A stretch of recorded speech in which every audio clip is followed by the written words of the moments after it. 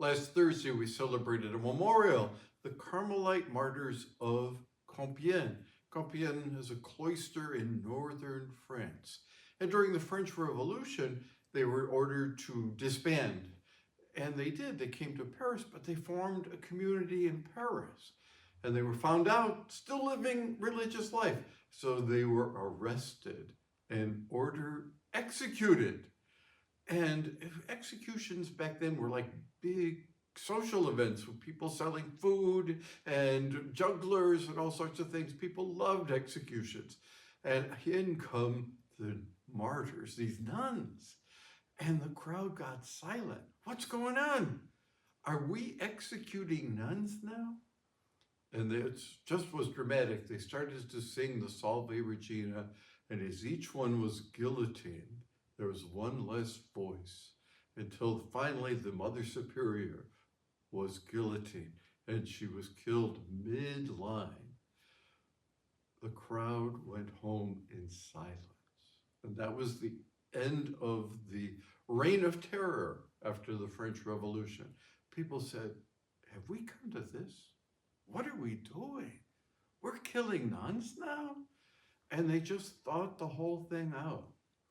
And I think that's what we have to do. That's always the call, is to think our actions out.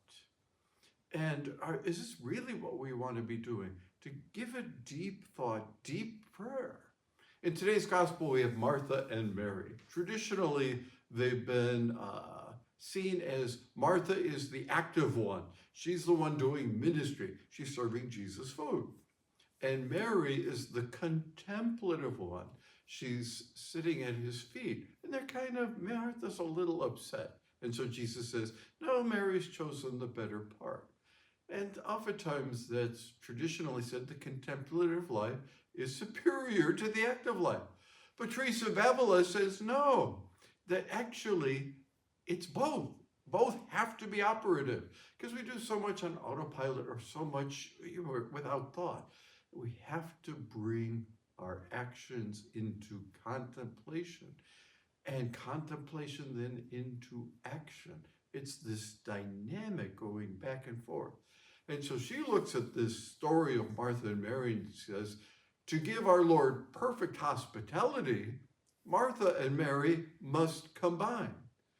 I think that's what was happening with that crowd when they said, what are we doing? They thought it out. They prayed it out and they changed. I think that's the call of today's gospel, that we have to be both contemplative and active. Not one, not the other, both, to give the Lord perfect hospitality, but to give ourselves a good and rich and wonderful life. To give our Lord a perfect hospitality, Martha and Mary must combine.